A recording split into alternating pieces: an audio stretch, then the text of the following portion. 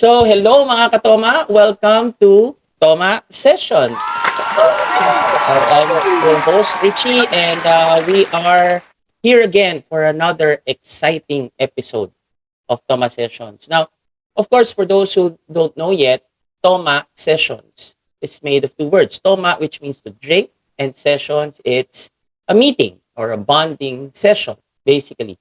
And here in Thomas Sessions, well, for those who don't know, so we started during the pandemic.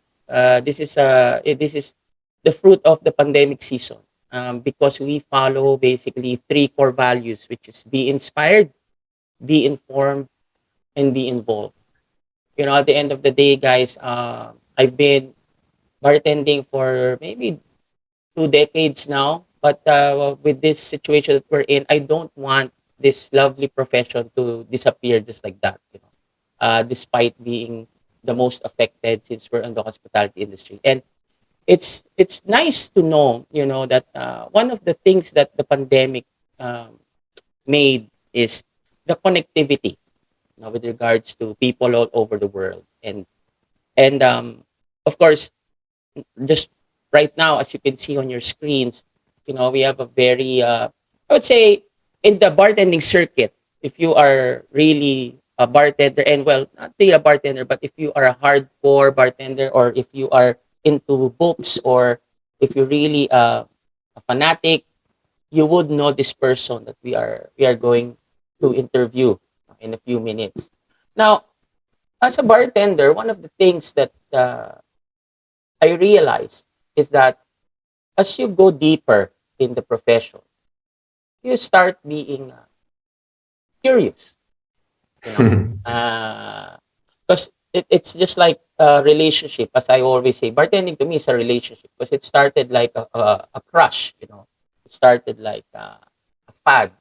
But as you go along, you try to dig deeper. In fact, I'm gonna read just a short note at the back of this book, no, that I have here, The Curious Bartender. It says here, preparing a first-class cocktail relies upon a deep understanding of its ingredients, the delicate alchemy of how they work together, their taste, aroma, and color. Most of all, mixing a sublime cocktail is an art.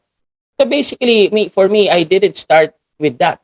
When my first thing about bartending is the flipping, the flair bartending, the being the macho guy behind the bar with all these Tom Cruise pizzazz, whatnot. But as I went along, I realized that yes, it's really an art, and especially now we're at 2022. There's a lot of things that made me realize I should have studied more science or physics or even mathematics. If I was going for bartending, because there's really a lot of that involved in this profession.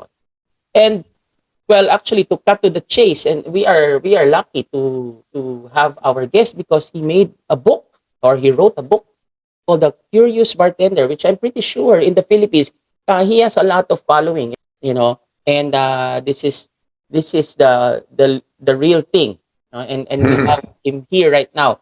Now, as I research, because this is my first time also chatting with our guest, and as I did my research on Mr. Google and Wikipedia, although we will ask him more about it, but to summarize, he is uh, a bartender, a writer, and a businessman. So, ladies and gentlemen, without further ado, our guest for tonight, Mr. Tristan Stephenson. Hello, Hello. hello, Tristan. Thank you for gracing Thomas session. So, yeah, let's go straight to it. Can you tell us a little background about you? Although it's in your book, I've read the book, guys. By the way, a fearless plug. So please, if you haven't bought this book yet, it's really a great book. I'm telling you. I rarely buy books. Of course, I'm not the type who reads a lot, but of course, this is really something. It's full of wisdom, it's full of recipes also, and more on the scientific side of understanding things. Okay, so yes, Tristan, please. Yeah, well, funny enough, the job description you just gave of me probably isn't so accurate these days because I really don't spend much time working behind bars at all. typically the only cocktails I make these days are for my wife and myself at home. Though I occasionally have stood behind a bar for an hour or two on a guest shift. But certainly I'm still a writer and and a businessman. I've, by the sounds of things, like you, Richie, I've been in the industry for a little over 20 years. It's all I've ever done. And I started out as a chef, and then sort of moved into the bar. I've moved back to the kitchen at times, back to the bar. I've opened, I think, 12 bars and restaurants in the last 10 or 11 years. And obviously have to do the business side of that kind of stuff. I do a lot of consultancy for brands and for bars, a hell of a lot of travel, although not so much in the last couple of years for obvious reasons. But I'm lucky enough to have visited around 100 countries, almost all of them for the express purpose of talking about drinks and cocktails and bars and whiskey. I've written 9 books now in total. The one you've got there is the first one. So we've extended the Curious Bartender series now to a total of 8. And then there's a 9th book that I'm going to be releasing shortly, which doesn't come under that banner, but nonetheless is a 9th book. And I'm currently thinking about the 10th. Yeah, I'm currently based in my sort of home area of Cornwall, which is in the southwest of the UK. And live here with my wife, my 2 kids, my dog, and that's it, really. Yeah.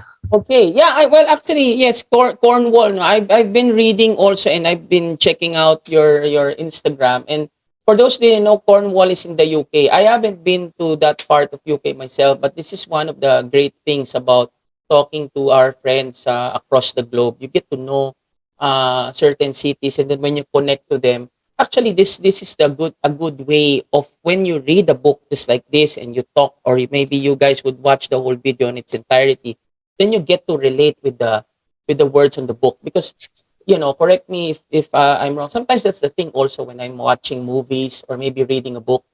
Let's say it mentions their Rockefeller Building, or maybe Manchester, or maybe Times Square. I haven't been to there, for example. Then where is that? So it's good to also do a research on the places. So at least, but okay. Given that, Stephen, just a short note. What type of city is Cornwall? Is it more in the city province side? Is it a big? It's not a city. Yeah, it's a province. So Cornwall, to summarize it, is basically the part of the UK where people in the UK go on holiday to. There are other bits, but it's very much dominated by the tourism trade. And the reason for that is that it's quite beautiful. There's a lot of coastline, not quite as much coastline as you have in the Philippines, but we have a fair amount of coastline here, and surfing and sandy beaches and all that kind of stuff. So although the weather is really no better than anywhere else in the UK, which on the whole is pretty miserable, although it isn't today. It's sunny today. Yeah, I see that. Nice. People flock to Cornwall in their masses in the summer, which is why I got into bartending, because living down here in the summer months, you're almost automatically sort of drawn into the tourism trade, and that means you're either working in a kitchen, working in a bar, working in a car park, or some other tourism-based business, scooping ice cream. I did do that for a little bit as well. So it's a tricky part of the country to work in, actually, because it's so seasonal, and it means that you have 10 times as many people here in the summer as you do in the winter, which poses all sorts of issues in terms of recruiting staff and training, and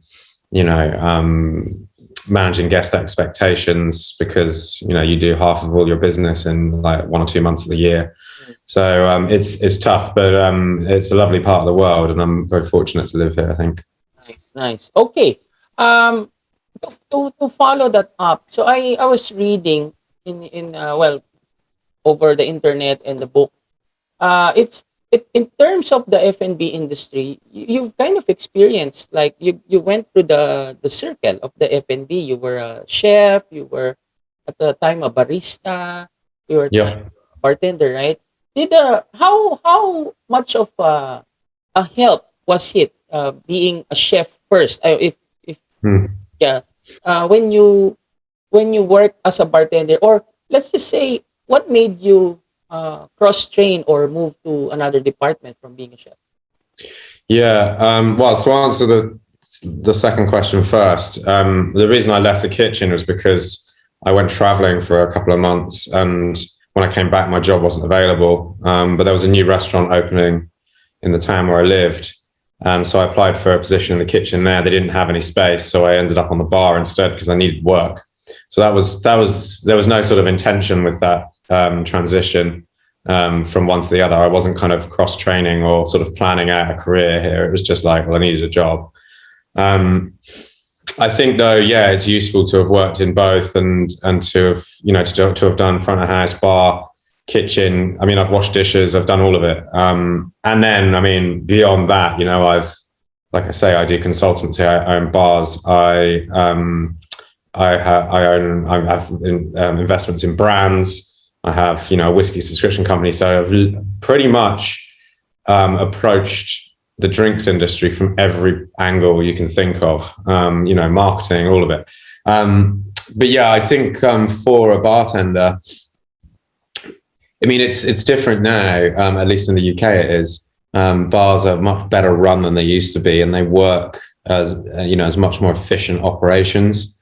I think in the past, a lot of bars, it was really an afterthought as to how they were set up, how they were staffed, what they were producing, protocols for shift and all that kind of stuff.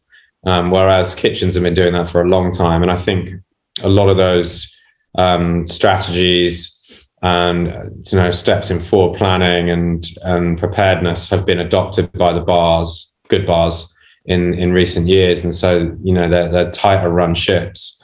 But I mean, beyond sort of the general functioning of the bar, there's obviously a lot to be said for an understanding in flavor, and for techniques as well that you might find in the kitchen, but not necessarily on the bar. And of course, it depends on what kitchen you're working in. I mean, some kitchens are, little more than sort of factories just turning out plates of food with not a great deal of thought going into it. Whereas other kitchens, Michelin star ones, or the kind that might appear on a 50 best list, obviously are entirely different operations where there's a huge amount of consideration going into flavor and the experience of the diners. And I think there's a lot to be learned from those kind of places. Of course, you don't have to go and work there to do that. It's useful to, I think, get some of that kitchen work ethic and teamwork sort of instilled into you. But there's a lot you can learn, as you mentioned already, from books and from YouTube or whatever, that can kind of inspire you to inspire you to sort of experiment more with flavor and technique and different pieces of equipment and to sort of impart some of that into your drinks. Okay, great. Well, actually, I will ask a few more in a bit, but let's go back in time a little bit, because it's again, this hits all of us in the industry. But do you remember where were you March 15, 2020? Around that. March 15th, 2020. Is that got some relevance to COVID? Yes. The lockdown. Yeah. I think it might have been around the time that they did the lockdowns. Was it lockdowns was that February or March? Lockdowns in the UK were around that time, weren't they? Oh, you were early. Yeah, I think they were earlier. No, well, what's specific about that date? I don't know. I'm just well, I mean, here, for example, me, I wouldn't forget that date because that was the last day of my class here when I had a bartending school before, and that was the last day of class. And then at first, we thought it's just a fluke, or it's just a 2 week, 1 month thing, and then it just ended up almost 2 years now. So it's going back through time. So it was a lockdown. You were already in a lockdown during. Yeah, I think so. Yeah. I mean, we closed. I had 3 bars at the time, and we decided to close them about a week before the lockdowns were enforced. because we were worried about our staff, but also because obviously people were becoming a lot more hesitant in respect to going out. And so the trade had dropped off a cliff anyway. Unfortunately, in the UK here, although our government are, I don't agree on a lot with our current government, they were actually very good at implementing a support package for small businesses and for employees. So although we've been closed a few days and worried about the future, but very quickly, those worries were alleviated because we got almost instant support from the government, which meant that we could kind of keep things going, weather the storm. Nice. Okay, so all right. So knowing that, I noticed also when I checked your social media, are you really a sporty type, or were you really into running or biking, or did that hobby come in because you had more time on your hands? Well, kind of yes and no. Well, certainly I'm into sport. I'm into running. So I run a lot. I compete in ultra marathons. In fact, I have an ultra marathon in 2 weeks. 2 weeks tomorrow, 100-miler. So I'm training for that at the moment. I've been training. I've been running pretty seriously for about 4 or 5 years now. But weirdly, actually, the running came not because I had more time, but because I had less. I started running more seriously when my son was born 9 years ago. And I felt like, all my time was being taken up with work and with looking after him. And I felt like I needed an escape valve, something that I could do that was just me and that was good for me and that would, almost work as like a reset on the mind as well as exercising the body. So that was when I started running. I'd always been sporty. I'd always done a lot of cycling around London. When I was working in London, like in the bars, I'd often cycle to and from work. But the running started about 9 years ago and has basically increased ever since. Nice. Yeah, I see that. I mean, having a marathon, I mean, that's the goal. I'm doing a pedometer now. So I'm doing like 10 to 15,000 steps a day. And hopefully, I did the National Geographic a few years back before the pandemic. But I had naps the day after. But yeah, okay. So with that, I mean, okay, let's relate this to bartending. So how does that work? I mean, now that you run a lot, so that means you sweat a lot also. But what's your rule of thumb? Let's say you're going to develop a drink. Let's say you have a project also now, for example, simultaneously. So is there like a day that you detox, or it's like how does that go? Like, take us through that. What, in terms of drinking alcohol and exercising? Yeah, it's a good question. I mean, I do drink. Most days I'll have a drink. I don't really plan out, like, I'll have a glass of wine or two in an evening and then happily go and run for a couple of hours the next day. It doesn't really affect me in that way.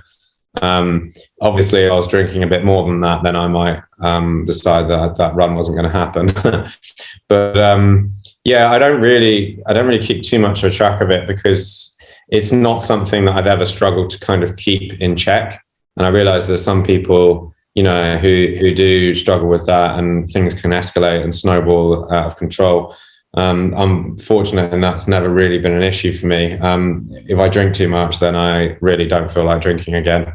So that's, a reasonable incentive to not do that, because I enjoy drinking in small quantities, But it's I tend to get my run in first thing in the morning, and then what I tend to do these days is I get up, I drink coffee, I help my wife get the kids ready for school, and then I will do an hour's work, quite intense work. Like, I'll get all the most important things out of the way, and then I'll go for a run for a couple of hours and come back, and then I can get relax into work in a bit more sort of gentler way in the afternoon, and then that's the day pretty much. The discipline and self-temperance. No, I think it's really a challenge for some of us. Yeah. But yeah, thanks for sharing that. Okay, so now, as you can see, there's no shortage of alcohol to tempt me either. Yeah, a lot of temptation at the back. Yeah, me too. There, I transferred some of my stuff here at home. Okay, so let's go to writing because I'm also in entering that field because it's time to pay it forward. Share my years life and maybe let's say put it into writing and have everybody in the next generation kind of read it or learn from it. So for you, what got you into to writing? I think initially I was writing quite a lot just as a way of keeping notes on things, whether it was things that I'd tasted or distilleries I'd visited, or writing manuals and things like that for staff training. And then about 11 or 12 years ago, I was friendly with a couple of journalists who were writing for drinks magazines. And I think one of them probably said, do you want to write a piece on this topic or whatever it was? I don't know. Rotary evaporators, for example. And I was like, yeah, I'll write a piece. And I found I quite enjoyed writing it. And I also enjoyed having it published as well. It felt, quite a, momentous thing having, my writing published in a respected drinks magazine. So yeah, I kind of got into writing a few articles for magazines that way. And then the book thing came about really. I won Class Bartender of the Year in the UK in 2009, 2010. And around the same time, a publisher got in touch with me and asked me if I'd like to consider writing a book. But they wanted the book to be about jelly cocktail shots, like a jelly cocktail, like layered Pousse Cafe type thing. And that wasn't, I didn't want to write a book like that. I wanted to write a, respectable cocktail book. So anyway, I agreed over the phone that I'd be interested in doing the job and arranged to meet them at my bar. And when they came in, we sat down, they outlined what they wanted. And I said, well, look, I'll be honest with you, I don't have any intention of writing that book. I probably didn't put it quite like that, but it sounds cooler if I say it that way. But I do have a proposal for you for a cocktail book. And I sort of basically laid out the bones of the book you've got there, the first Curious Bartender book. And it wasn't the first time I'd met with a publisher. I'd met with one about 3 or 4 years before that. We're talking about 15 years ago, through a friend who had written a wine book, and they introduced me to a publisher. And so I pitched this kind of idea back then and nothing came of it. So I fully expected nothing to come of it again. I think there might have even been another occasion where I pitched a book. Anyway,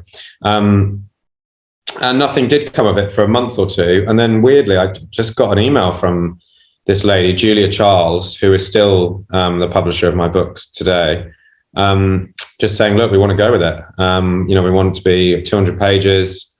This is when it's going to be published. This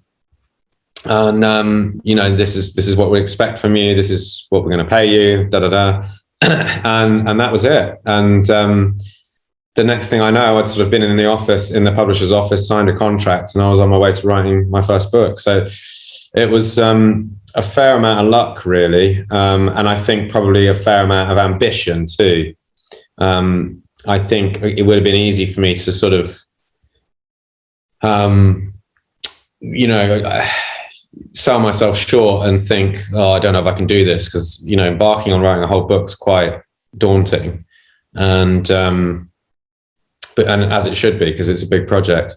But I would think I was probably still young enough and excited enough at the time to be able to just throw caution to the wind and believe that I was able to do it. And I really kind of learned on the job. I really believe writing is something that you get better at the more you practice it. And I feel like my books have probably got better as a result of that. You just get a better, more in tune with your voice, your narrative, the way that you write, your own sort of style and habits when it comes to writing. The days where you're probably not going to produce anything useful, and the days where you need to just stay in front of that computer for a few more hours because everything's just coming to you and you can get it down. So yeah, it's the whole thing. That's how the whole thing started, really. And I must say, I sometimes, I've more or less until recently written a book every year. And by the time you finish writing these things, I mean, from speaking for myself, I am absolutely sick of it. I literally can't wait for that day to arrive where you sent off the last chapter, or finished with the edits or the captions or signed off on the photography or whatever, because you get this amazing period of about 4 to 6 weeks where you've finished everything, but the book isn't yet published because it's got to be printed and shipped out to all the things. So there's this wonderful sort of lag period in between finishing writing it and before it's available to the world, where you actually get to slowly forget all the sort of hardship and struggle that you went through writing it, so that when it comes to its release date, you can be excited about it all over again.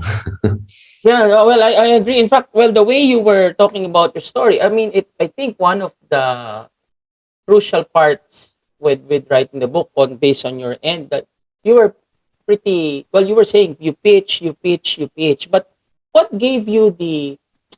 I mean, what gave you the urge or maybe the confidence to say your pitch as opposed to like what you said a while ago, right? The jelly cocktails versus I don't like that. Well, I mean, I guess there are two things at play.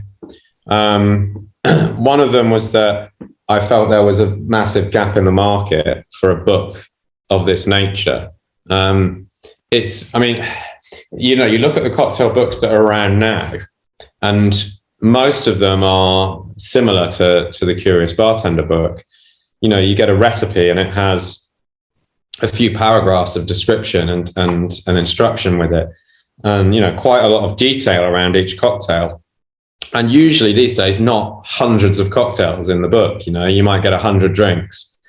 Now, books like that just didn't exist more than 10 years ago. There were one or two, but virtually every cocktail book around pre-2010 was a list, was like a list of 300 drinks, 400 drinks. Even great, now sort of modern classics like the PDT cocktail book. It's got hundreds of cocktails in it. And the books like that only give you, a single line or paragraph of description, which is fine. And, they're great books. And there's also a skill in that, summarizing a drink in a single paragraph isn't easy. But I wanted something that was a bit more text heavy and that elaborated on these cocktails and explored some of the history and the people behind them. And it was given enough space and time to delve into flavor and ingredients and variants of these cocktails, so that by the time you finish reading that page or two about that drink, you really feel like you've gone through a sort of 101 on that cocktail, and you understand the DNA of it, you understand the principles behind it. And I think very importantly for any bartender or home reader, you understand what the laws are and what rules can be bent and what rules can't be. And so that gives you an opportunity to then modify the drink to your own tastes, switch ingredients out, or tweak ratios, that kind of stuff. The second reason for doing it was purely a sort of selfish and ego thing, I guess, really. I wanted to have a book published with my name on it. It sounded like a nice thing. It's sort of one of the ways in which I guess you can leave a mark on the industry. It doesn't matter what happens now; those books will always be there. And even in 200 years, probably someone somewhere might pick up that book and read it. And Yeah. that's a nice thing to be able to leave behind, I think. Nice. Okay, so let's dig into the cocktail per se. So, what for you makes a good cocktail? I think the main thing is really that it's a drink that's balanced and fit for its purpose. I think one of the amazing things about cocktails is that they can and should be tailored to the circumstance. So whether that's, the type of bar you're in, be it a speakeasy or a beach bar, or it's the time of the day, you know, afternoon or late at night. It's the company you're in, whether it's a sharing cocktail, you know, it's the location, like the global location. So, you know, Scotland versus the Philippines. There are so many different factors that affect our predication towards drinks and what drinks we should be drinking. Long drinks, short drinks, stirred drinks, shaken drinks, all that kind of stuff. You know, each of them have a perfect use case, and sometimes multiple perfect use cases. And so I think from a bar's perspective, it's understanding what the setting is, what the atmosphere is, what experience you're trying to communicate to your guests, what you're trying to create there, and then fitting the drinks to that experience so that they're getting cocktails that are sort of symbiotic with the environment and with the time of day and with the occasion and all that kind of thing. So, you know, there is, you know, to make a great cocktail, you have to make a great experience. And that comes from understanding all the different variables and factors that come into that and then making the cocktail match it. Right. But personally, Tristan, are you more into sours? Are you more into spirit-forward drinks for cocktails?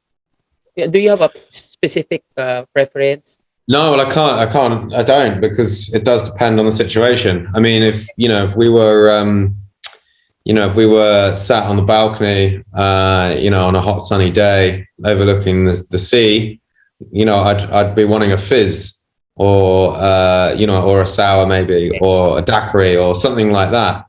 Whereas, you know, when I'm sat in this room in my house with the fire and sofas and, you know, it's the evening and the sun's gone down, that's not what I want to drink. I want to be drinking a Manhattan or a martini, or just a straight whiskey. So, you know, I don't have a favorite family of drinks. I just have appropriate drinks for the occasion. That's it. Okay. All right. So what about when let's go to competitions, for example. You know, as a judge, was there been a situation, for example, that you weren't familiar with an ingredient? Obviously, because you're talking of different countries, right? Let's say for world class, talking about different countries, different ingredients. So let's say you're not really familiar with a certain ingredient. How do you attack that? How do you deal with that scenario? Yeah, well, that happens a lot because I'm not really familiar with anywhere except the UK.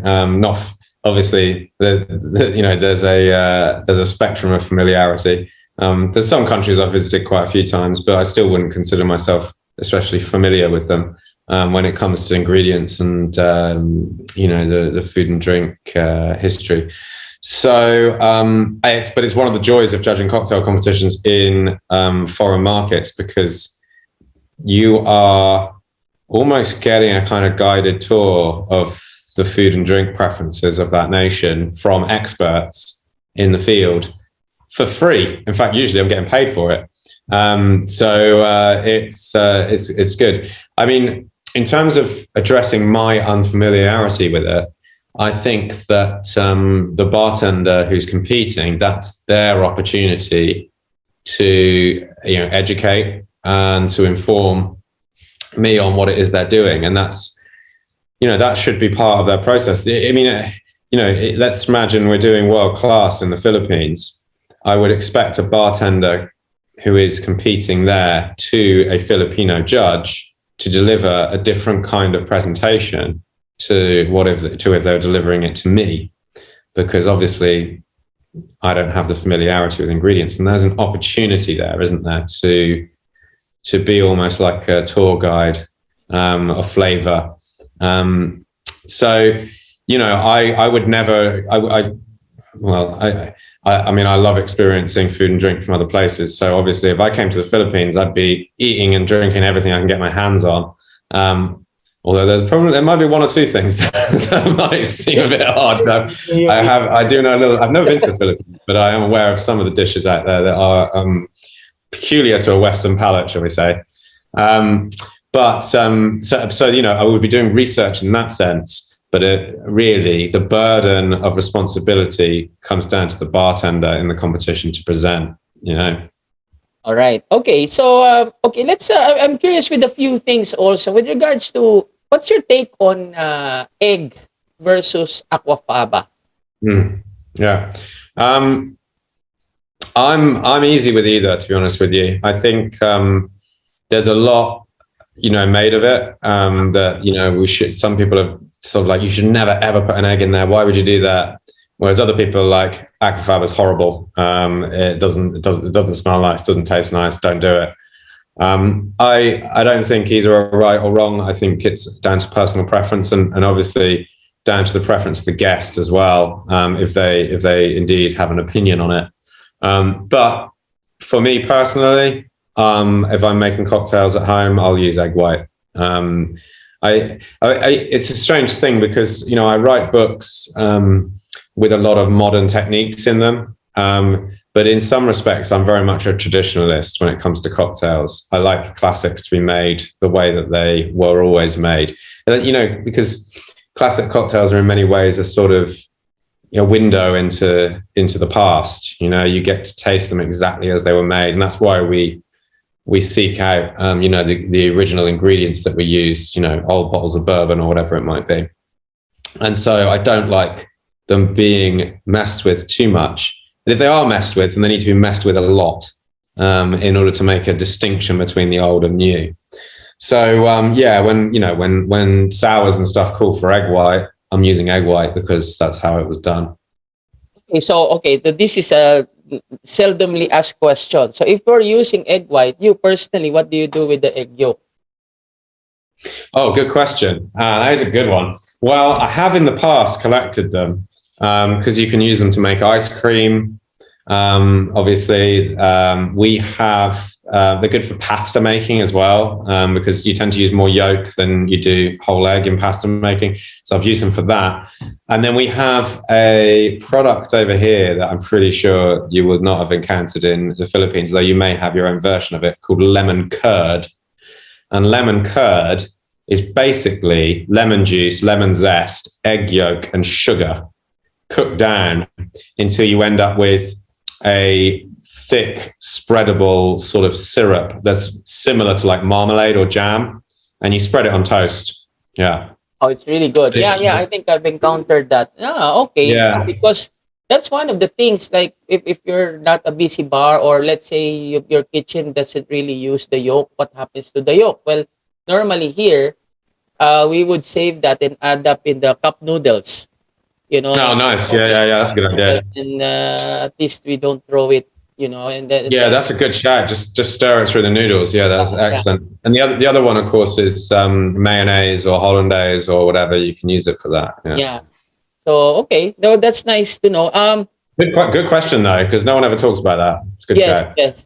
Thank you. Of course, you can get egg white in like cartons, can't you? But I don't tend to find it's as good as a fresh egg. Yeah. And here, this is how. Well, normally that's a Philippine. That's what we only have. Rarely do we have this foamy, or if we do, not all bars are used to that. So it always enters my head every time I eat the cup noodles, because every time I would make a whiskey sour, oh my God, here's the yolk again. The yolk, right? So yeah, okay. Well, thanks for at least now there's lemon curd. So that's one thing I would try to research. Okay, so next thing, how about beer as a froth? Like, when there's beer cocktails, right? But have you ever tried using beer as a froth or a foam? I haven't. I mean, my thought would be you'd need probably more of it than you'd want if you didn't want the beer to impart a flavor. Now, obviously, if you're happy with the beer imparting a flavor, then that's a beer cocktail, and that's fine. You're likely to get a little bit of foam out of it. But I mean, you're not going to get, it depends on the beer, of course, but you're not going to get a huge amount more than you would with any other carbonated beverage, which isn't a lot, and especially tricky to make a stable foam. I would imagine something like Guinness would be better because of the nitrogen content in the salt, dissolved gas. Will probably hold a slightly more stable foam because when you pour a Guinness, you do get a stable foam. But I've never used it as something to add foaminess, purely as something to add foaminess. I've used it as an ingredient, of course. Okay. All right. How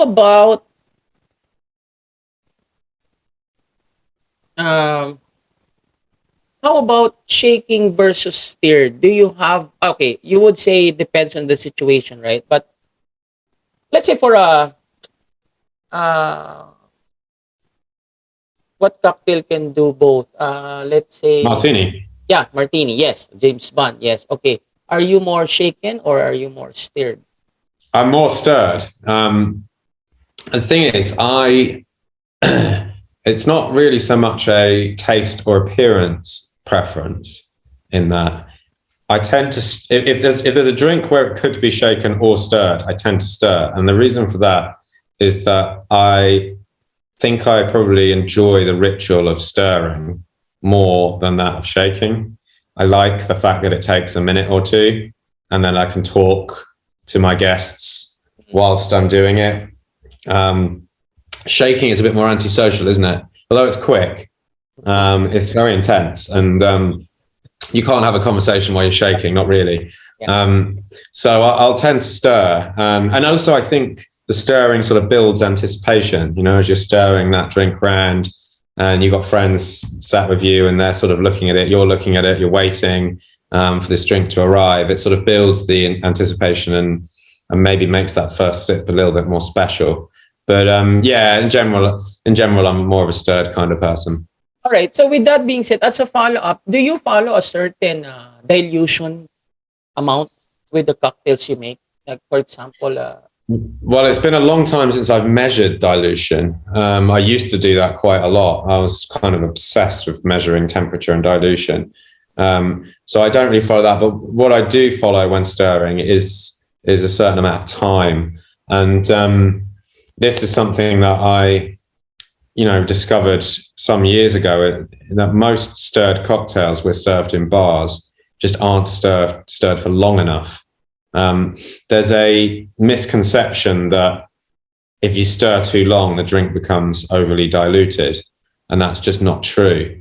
The longer you stir, actually, the slower the dilution happens, because the drink slowly gets down to its lowest possible point.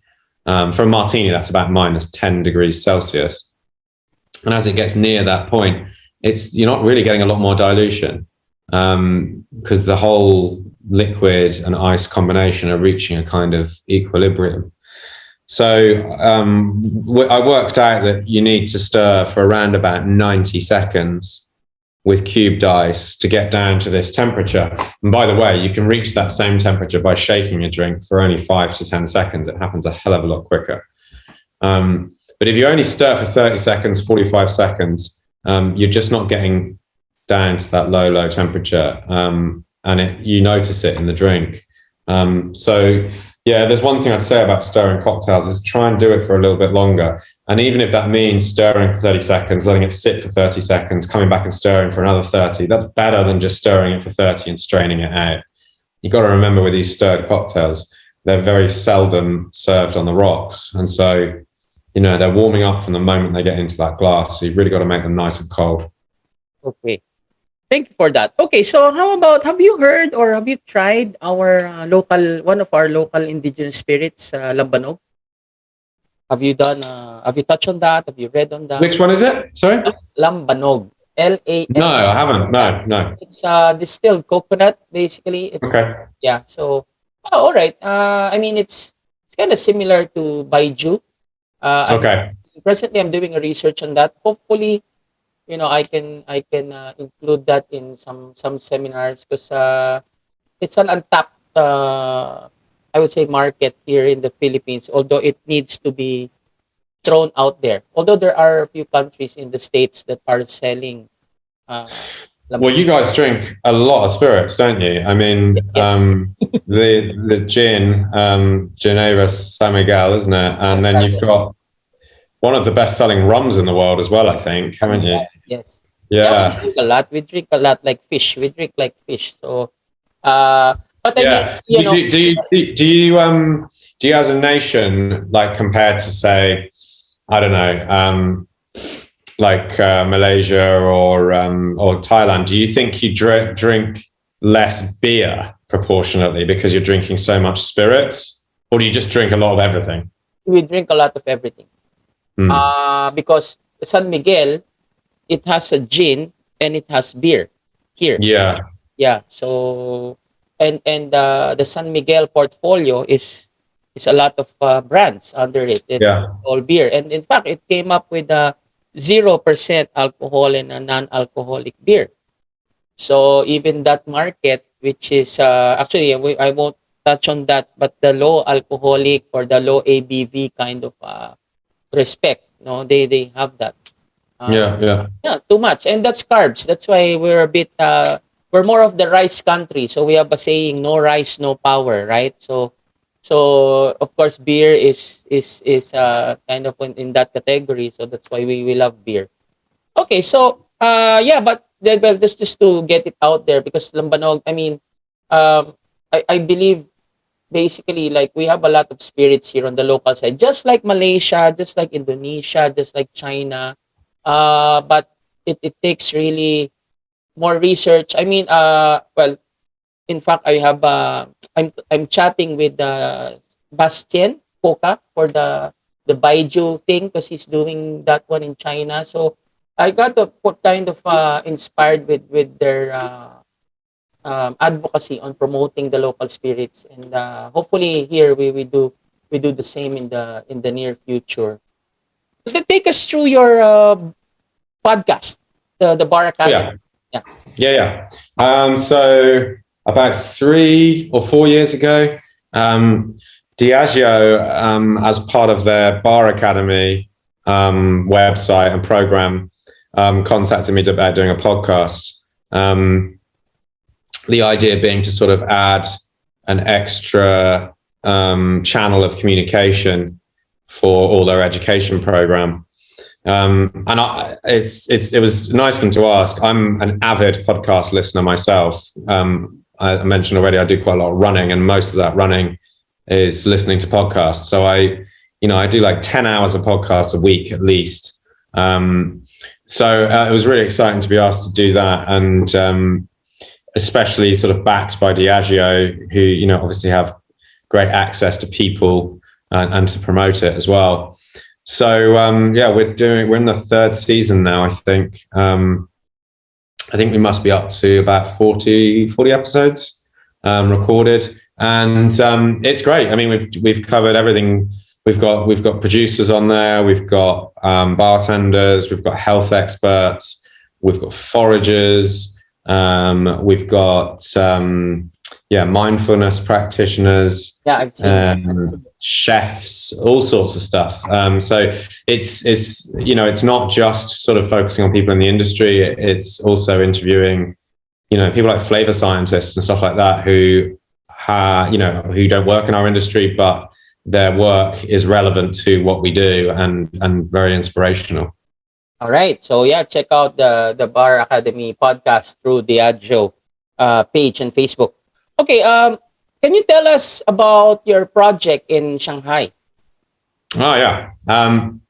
So we've got a small bar group here in the UK called Black Rock, which is a whiskey bar. We opened the first one about 6 years ago, and it's a dedicated whiskey bar. The kind of main focus is to demystify whiskey a little bit, make it a bit more approachable and fun. And yeah, we've had some great success here in the UK with it. The original one in London has won Best Specialist Bar at the Class Awards every single year since it's been open. And they've done the awards, which they haven't done them for the last couple of years. And we're working with a group, Shake, out in China, to extend the brand out there. So unfortunately, because of travel restrictions at the moment, I have not visited the site or the opening or anything, which is a real shame. But as soon as travel to China opens up again, whenever that might be. I'm hopeful this summer maybe. We'll be out there to go and see it. But the team out there have done an incredible job, and we are ambitious with it. This is the first one. We're looking at doing 5 in China, and then we're looking at extending throughout Asia. So you never know. There might be one in the Philippines eventually. Yep. Actually, I was about to say that, but thank you for saying that. In fact, for the last two questions, what is your impression of Southeast Asia in terms of cocktail culture? Since you mentioned, you set up one bar now in China, but what was being from the UK? What's your impression? How do you see Southeast Asia? Yeah. Well, I mean, I've set up a bar in Bangkok as well as a consultancy project, and I've been out and done seminars in many times in Thailand too. And Singapore and so on. But my impression is that when you get an area like Southeast Asia, where it's a sort of melting pot of flavors and culture, and then you combine that with a sort of drive towards improving bar standards, and combine that with the sort of influence of Western bar culture, you get an enormous explosion in quality and in quantity. And that's what I've seen. I mean, as I've not been to the Philippines before, but I'm much more familiar with Thailand, and I've been visiting Thailand for about 10 or 11 years, delivering seminars and visiting bars. And the way in which Bangkok has evolved over that period is incredible. Like from where it was to the standard of bartender and bar that is in that city.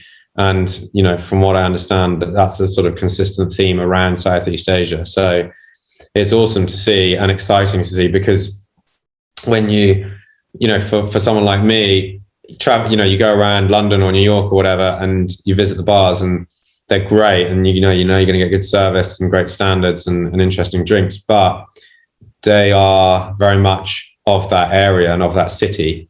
So to come and see things done in a different way, with all the sort of relevant cultural components imbued into the operation and the service and the drinks and everything is really cool.